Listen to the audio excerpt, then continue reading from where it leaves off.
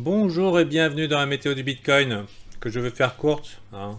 Euh, Bon, ben ça fait du bien quand ça... quand on gagne des sous à rien faire. Le Bitcoin s'est manifesté. Globalement, je les cherche mes lunettes. Merci de poser la question. Sneok, si tu les trouves, tu me dis. Je les ai pas trouvées. Donc globalement, on a push, c'est plutôt bien. Coordonné avec les indices internationaux, plutôt de l'euphorie hier, on va dire, un petit peu. On a commencé à voir les gens s'exciter. Alors il faut avoir quelques considérations, j'ai pas grand chose à vous dire aujourd'hui. Hier, c'était hier. La tendance, c'est la tendance, mais les caractéristiques d'une tendance, c'est qu'on fait des plus hauts sommets, plus hauts creux, hein. Et bien sûr, pour ceux qui viennent sur le tard, acheter une ligne verticale, en général, ça se termine mal, hein. On achète horizontal, on vend vertical. C'est un adage que je dis souvent. À partir du moment où vous avez compris ça, vous êtes bien. J'ai pas dit on achète qui descend, hein. J'ai dit on achète horizontal, on vend vertical. Je n'appelle pas non plus à la vente. Je dis les holders, ils hold. D'accord? Si jamais il y a une mèche ou une bougie de 1000 ou 2000 boules à un moment qui descend, vous ne serez pas longtemps normalement la tête sous l'eau, donc vous inquiétez pas. La tendance est bien claire et on a l'attention des médias, hein. Ça fait quelque temps qu'on a l'attention des médias. Ça a commencé globalement ici, comme par hasard, à l'approche d'une résistance. Ici, on a Square qui achète, hein, donc Jack est toujours dans les bons plans. La dernière fois qu'il s'est manifesté, le patron de Twitter, je le dis souvent en VIP, qu'il a dit qu'il achetait du Bitcoin, c'est là. Comme par hasard, proximité d'une résistance historique de plusieurs mois, et poum, bouchon de champagne. Et là, on a Jack les bons plans, qui dit qu'il achète un paquet avec sa boîte Square, et d'un coup, PayPal qui annonce à l'approche de la résistance. Bon, c'est un écho, hein. C'était une vieille news qui a été recyclée à l'approche. Hop, euphorie, tous les médias en parlent, etc., etc. On a ensuite suivi de ça beaucoup de gens qui sont un petit peu déçus parce qu'il y a eu beaucoup d'incertitudes par rapport à ici. On nous a noyés sous l'anxiété Covid et reconfinement.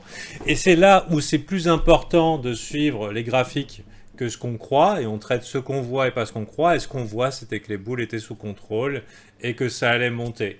Quelques calottes ont été distribuées dans le groupe, des gros encouragements à switcher de biais pour ceux qui n'avaient pas encore identifié que c'était une tendance haussière. Et maintenant, on en est là, donc c'est presque irréaliste, hein, quand ça arrive, c'est super cool. Pourquoi je mets ce broadening wedge? Donc ce broadening wedge, c'est celui de Jesse Livermore, que j'aime bien montrer parce que c'est de l'accumulation dans la montée, hein. Et généralement, ça fait appel à des mouvements explosifs. On reconnaîtra tout à fait ce qui s'est passé là. Alors, il faut faire attention, hein. Des fois, ces mégaphones, ils ferment par le bas. Mais si ça passe par le haut, attention, accrochez-vous à votre slip. Donc, ceci étant fait, est-ce que ça veut dire que si vous n'avez pas de Bitcoin, il faut FOMO là? Non, malheureusement, non. Si vous n'avez pas de Bitcoin, on peut faire ce qu'on appelle du DCA.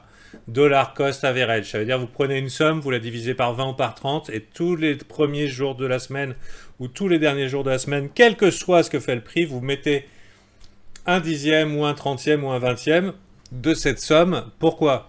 Ça vous évitera d'acheter le top si jamais le mouvement devient explosif, comme là on a vu des gens qui viennent de capituler, hein, des gens qui n'y croyaient plus et qui d'un coup, Bitcoin to the moon, etc. Secondo, ça évite aussi, ça permet donc de participer, d'avoir des gains si ça monte. Et si jamais ça descend, d'en acheter un petit peu plus dans les fois suivantes. Voilà, tout simplement. Et vu que c'est très difficile d'avoir des signaux très probables, c'est-à-dire que oui, les marchés bougent tout le temps, mais les signaux probables ne sont pas très courants, hein. Donc vu qu'ils ne sont pas courants, on ne peut pas être de tous les mouvements. Et ça évite de jouer au Nostradamus et de profiter donc et des descentes et des montées. C'est vérifié dans le temps. Vous pouvez chercher. Le Bitcoin est l'asset le plus rentable et le plus performant de ces 10 dernières années depuis 10 ans d'affilée. Globalement, vous pouvez prendre n'importe quel top du Bitcoin et choisir la date, starting. Vous mettez le top, par exemple, de 2017 ou d'une autre année. Vous faites du dollar cost average une fois par semaine, le montant, et vous voyez, vous serez en bénéfice. C'est ce qu'on appelle du hard money. Ça veut dire que c'est quelque chose qui prend de la valeur avec le temps. Et autant on pouvait en douter. Ouais, mais non, mais c'est volatile. Ben oui, c'est volatile, mais ça monte. Hein. C'est... Le truc étant, c'est que ça veut pas dire qu'il faut partir all-in, faut pas machin et tout. C'est clairement, pour moi, tard, très tard. Mais ça veut pas dire... Ça veut dire que moi, personnellement, je rentrerai pas là, mais c'est facile de le dire, puisque je suis rentré vachement plus bas. Hein, mais ça veut pas dire que ça continuera pas à monter. Donc le 2CA, ça marche bien, même si on achète les tops. Pourquoi je dis que c'était l'asset le plus performant? Bon, disons, pendant 10 ans, c'est un accident, mais maintenant, on a PayPal, on a des boîtes qui investissent des tonnes et des tonnes de fric dedans, des banques centrales qui commencent à dire qu'ils en achètent. On fait référence à l'Iran, qui a annoncé il y a quelques jours. Vraiment, si vous ne voyez pas que c'est plus qu'un coup de bol, il y en a qui l'ont vu. Paul Tudor Jones, d'autres gros investisseurs. Donc, voilà quoi. Du coup, est-ce que ça va chuter? Alors, à un moment, oui. La réponse est quand? Je ne sais pas. Hein. Après un mouvement explosif comme ça, en général, donc c'est un mouvement de déséquilibre. Un déséquilibre qui s'est fait depuis ce range-là. Hein, celui-là. Et le marché va chercher un point d'équilibre. Un endroit où ça va être une bonne valeur pour faire du business. Et en général, on va identifier un point haut et un point bas. C'est ce qu'on appelle un range. Hein. Une oscillation entre deux valeurs extrêmes. Peut-être que le range, c'est ça. Peut-être il sera plus gros. Normalement, il devrait être volatile. Normalement, il devrait être volatile. Peut-être ça va continuer aussi, hein, qui sait. Moi, j'aimerais bien que ça continue. Mais la probabilité, maintenant qu'il y a eu un switch dans les mentalités, quand il y a un mouvement explosif, en général, les gens prennent un choc émotionnel. Et ce choc émotionnel leur fait partir dans des paris où ils attendent le prochain gros mouvement. Ce qu'il y a, c'est que le gros mouvement, là, vient d'avoir lieu. Hein. Donc, on devrait normalement soit consolider, soit dipper un peu, soit ranger. Ou soit carrément top temporaire. On verra bien. Pour l'heure, je fais rien. Ça veut dire que, comme je dis, les holders, vous holdez. Hein. Est-ce que ça va dipper forcément? Pas forcément, puisque pour moi, on est dans la configuration ici. Alors, globalement, on est dans cette configuration. Et si on regarde ce cylindre d'accumulation, c'est étonnant comment l'histoire se répète. On a Jack, on a la poussée au niveau des supports, des résistances. Donc Jack patron de Twitter. On a ce cylindre d'accumulation qui perce vers le haut. J'ai l'impression qu'on est là. Pendant ici, on a eu le hack de Binance, la poursuite de Bitfinex. Les gens FUD, le Bitcoin va tomber, c'est pas possible, c'est monté trop haut. Ici, on a eu le piratage, de KuCoin, la poursuite de BitMEX, etc. Et on est monté quand même.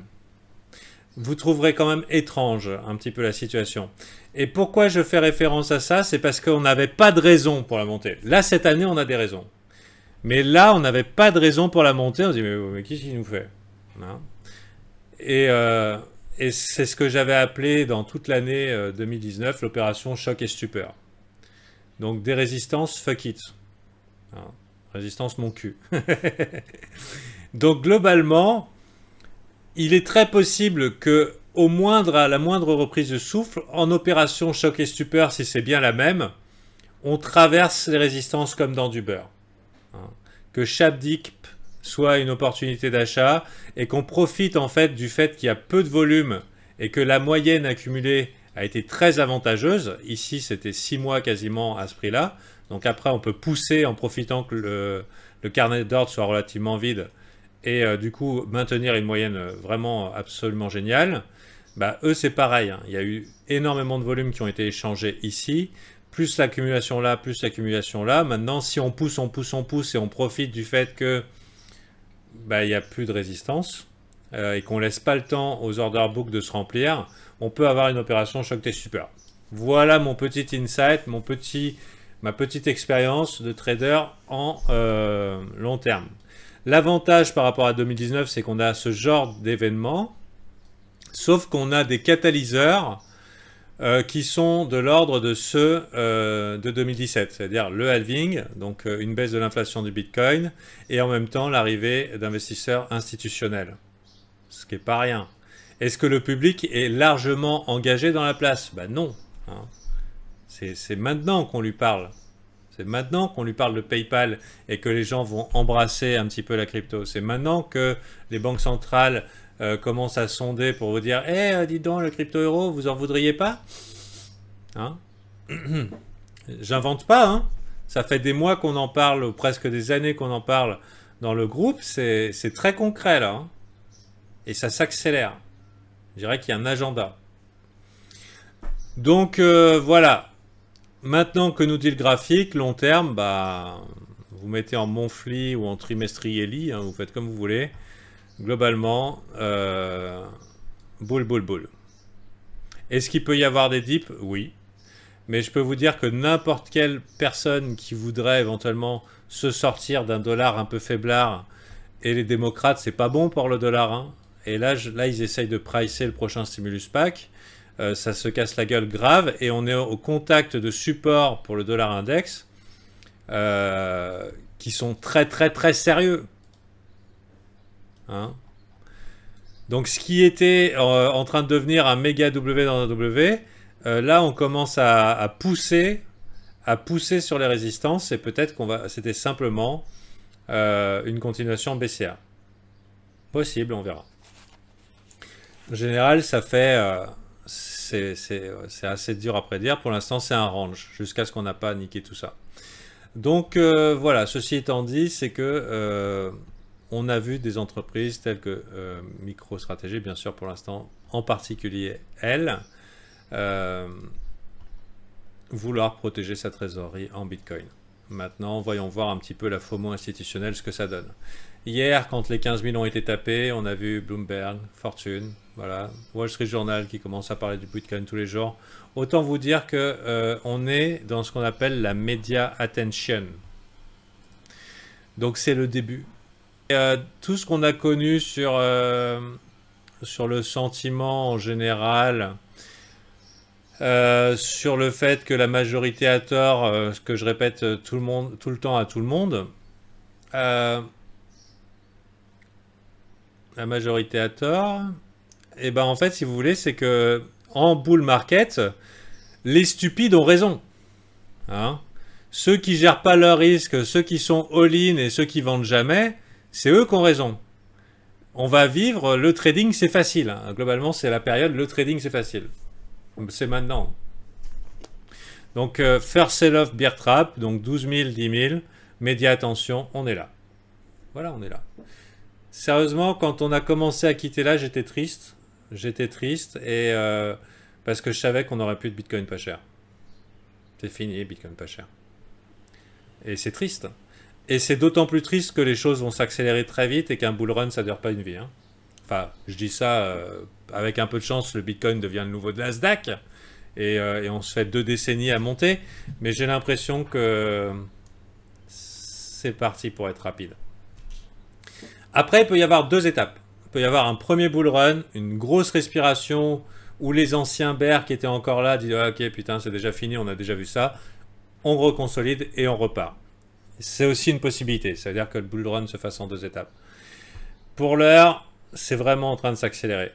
À noter aussi que faut savoir que le new paradigm d'Enial retourne au normal. On va le voir d'expérience quasiment tout le temps en fait. Tiens, d'ailleurs, ça monte bien. On va le voir quasiment tout le temps. Et ça devient un mème. C'est-à-dire qu'on va se foutre de la gueule pendant des mois. Je me rappelle pendant 6 mois où le graphique disait clairement ça, que ce soit au niveau de l'émotion, de la forme du graphique et tout, et qu'à la fin, tout le monde rigolait. Donc là, oui, c'est vrai, on a la média attention. Mais en tout cas, avant de call un top, c'est risqué comme business. Hein. C'est pas moi qui vais call le top. Hein. Pour moi, c'est trend is your friend until the end. C'est-à-dire, les principes de précaution te fera perdre plus d'argent qu'à d'être un bull tard. Jusqu'à ce que le marché te donne tort. Hein, d'accord? Et malheureusement, pour les inversions de tendance, bah, ça prend du temps. Ceux qui collent le top 1000 fois, au bout d'un moment, ils auront raison. Mais voilà. Aussi, on est passé d'un autre, j'allais dire, paradigme. Ouh là là là là. Attention mes mots. Pourquoi je sors ça? Ah oui, parce que j'ai sous les yeux. On est passé sous un autre truc. C'est-à-dire que Bitcoin, on a eu cette opération un peu psychologique. Oui, Twitter, tous les comptes connus du monde entier se font pirater. Hein.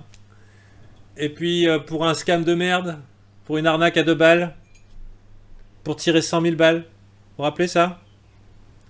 Bezos, Elon Musk, tout le monde, tous piratés.